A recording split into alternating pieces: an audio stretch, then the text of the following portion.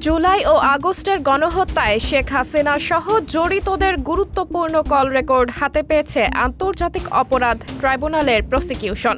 শুধুমাত্র সাবেক প্রধানমন্ত্রীর না, অনেকেরই ভয়েস রেকর্ড বেশ কিছু সমর্থিত এবং অসমর্থিত। সোমবার ১৩ জানুয়ারি দুপুরে আন্তর্জাতিক অপরাধ ট্রাইব্যুনালে গণহত্যার গুরুত্বপূর্ণ কল রেকর্ড ও গুমের তথ্য প্রমাণ পাওয়ার কথা জানিয়েছেন প্রসিকিউটর তানভীর হাসান জোহা ও বি.এম. সুলতান মাহমুদ। প্রসিকিউটররা জানিয়েছেন, গুমের গুরুত্বপূর্ণ তথ্য প্রমাণ মিলেছে, তবে ট্রাইব্যুনালে তথ্য প্রদানে অসহযোগিতার অভিযোগ করেছেন তারা। সংবাদ সম্মেলনে প্রসিকিউটর তানভীর জোহা জানান, গুমের গুরুত্বপূর্ণ তথ্য প্রমাণ মিলেছে। হত্যাকাণ্ডের আলামত গায়েব করতে সব ধরনের আয়োজন করা হয়েছিল। এদিকে এসব কল রেকর্ডের ফরেনসিক পরীক্ষা করার জন্য সিআইডিকে নির্দেশ দিয়েছেন আন্তর্জাতিক অপরাধ ট্রাইব্যুনাল। প্রসঙ্গত, আন্দোলনের নিহতের সংখ্যা নিয়ে নানা আলাপ হলেও এর প্রকৃত সংখ্যা এখনও নির্ধারণ করা যায়নি।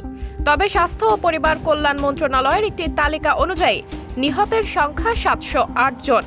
এর সংখ্যা নির্ধারণের তালিকা তৈরির কাজ চলমান রয়েছে। সাবরিনা জলিল, সবার কথা।